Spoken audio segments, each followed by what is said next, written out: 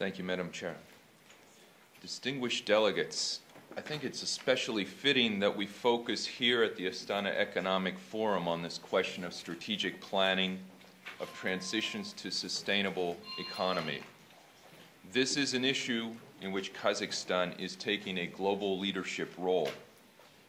By working locally and advocating globally, countries such as Kazakhstan can greatly influence the UN processes in this area of sustainable growth and sustainable development.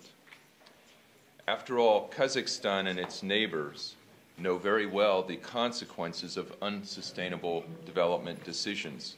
For example, the desiccation of the Aral Sea. So, Madam Chair, today I want to congratulate you, first of all, on having composed a roundtable discussion which looked at such a wide range of global issues at the macro level and also specific issues and national approaches to strategic planning. I'm going to focus on a rather specific issue, and I will be a little bit provocative, but please bear with me. We are all preparing now for Rio +20. 20 years after the first Earth Summit, there is a growing recognition today that fossil fuel-based economic growth does not necessarily advance sustainable development and cannot do so indefinitely. While oil, gas, and coal may have certainly drove our economies until now, science and common sense tell us today that they cannot continue to be the engine of growth in the future. Today, I'm going to focus my remarks on the social equity dimension of sustainable development, the human side. This is not to ignore the very real carbon constraints we face, nor to underestimate the economic opportunities for those already competing in the green race. But ultimately, sustainable development is not about emissions or profits. It's about men, women, and children. It's very much a discussion about people's health, equity, education, employment, and human security. I want to propose to you today that the sustainable development debate is as much about the need for equity as it is about climate change. Consider this question: does economic growth driven by fossil fuels advance human welfare? I propose that we can only give a qualified yes to this question. A fossil fuel-driven economy leaves a growing gap between rich and poor. This makes it unsustainable in terms of human development.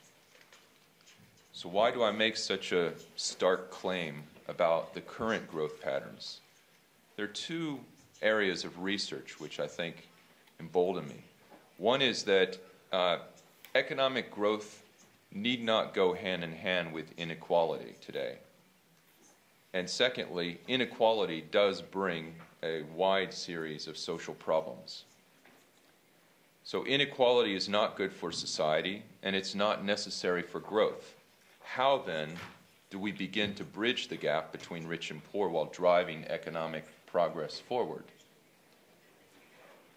I'm sure everybody here has heard about the UN Secretary General's call for sustainable energy for all. This initiative challenges the world to double the rate of improvement in energy efficiency and to double the share of renewables in the global energy mix by 2030. And I would say today that in Central Asia, 2030 is too far away.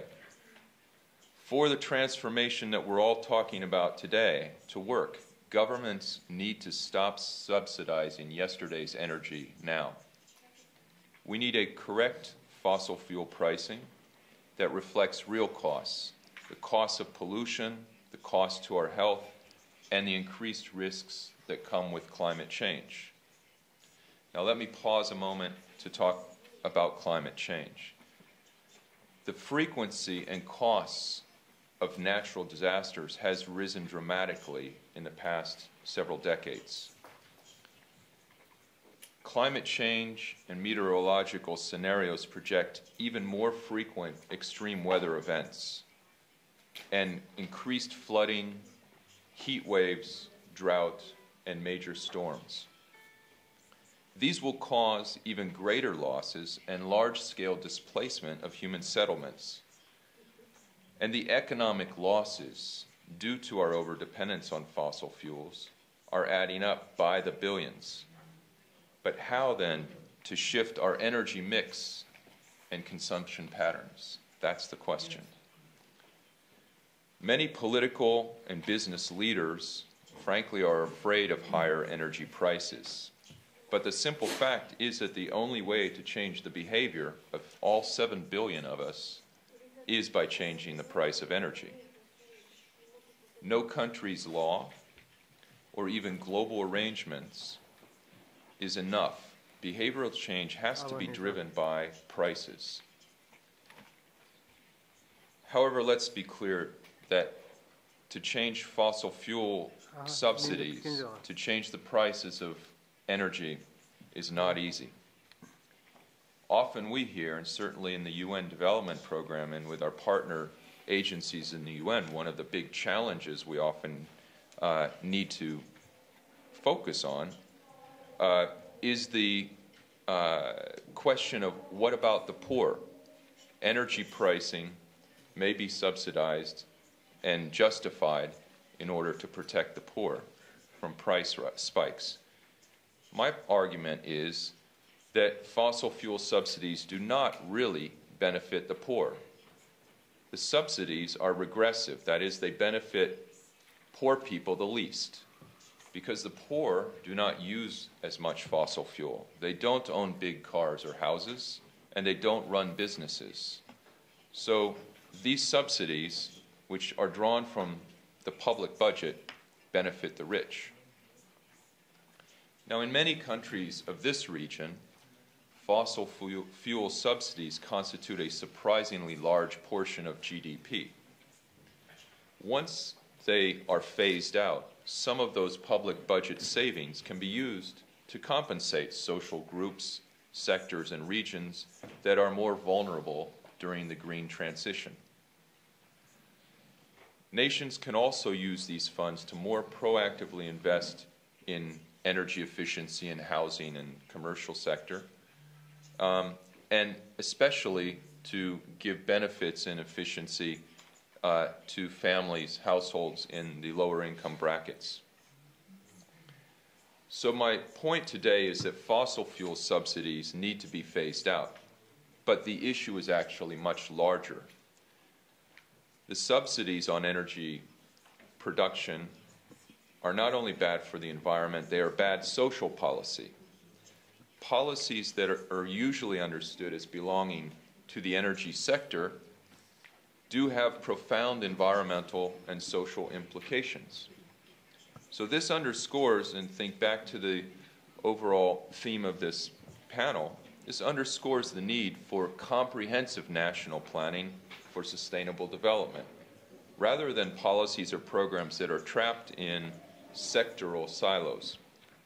Now, Kazakhstan's Strategy 2030, of which we've heard today, can serve as a good example of the ambitious, comprehensive, intersectoral planning that is needed for sustainable development.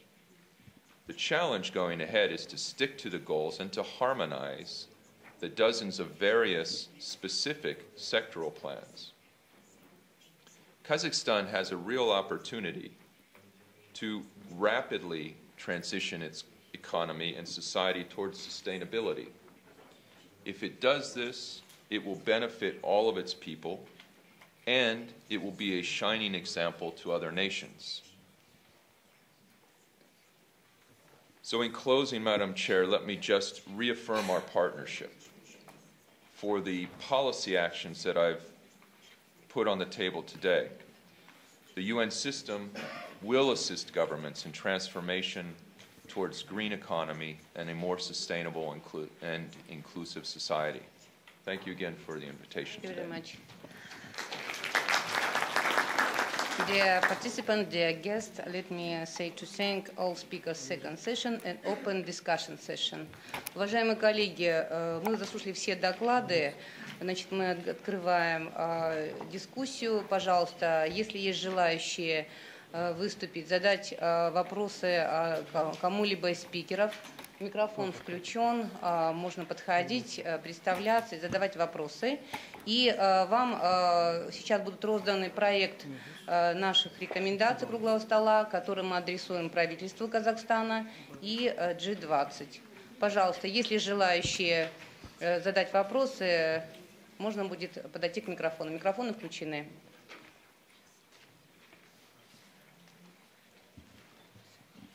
Dear guests, if you have any question, please, we open discussion session. Yes. Thank you. I'm the ambassador of Lebanon, and I'm glad that you have given the opportunity to pose some comments or questions. In fact, according to me, it's a crucial aspect and a necessity while working on a strategic plan, whether it's a country or organization, to make a SWOT analysis. By SWOT analysis, what I mean, most probably you know, is the strengths, weaknesses, opportunities, and threats that an economy or a society may face. Because without the SWOT analysis, whereby we'll be having the comparative and competitive advantage analysis of a country or society, we may mislead our strategic plan. And when we go astray in our strategic plan, we'll see that a lot of things will be lost. I just want to pose a question probably to Mr. Close or to Mr. Lee about the advantages of and disadvantages of urbanization. Yes, we know that most of the people, most of the population would like to live in urban areas, in the cities, where culture life, social life, education are all available, whereby in non-urban areas, which are less developed, people are living in, let's say, more modest way of living. But as most of you have mentioned, or both of you have mentioned, that urbanization has a cost. Now, if you, in brief, may say whichever is better, to have urbanization or develop non-urban areas. Thank you. Thanks a lot. Mr. Close, Dr. Lee, please. Thank you very much. In my opinion, this is not a choice question. There's no choice between urbanization and non-urbanization. What we see from a pragmatic point of view is that people move to the cities. And with development, people move more to the cities. And when I say development, I am speaking not only about economical development, but also about political development and increase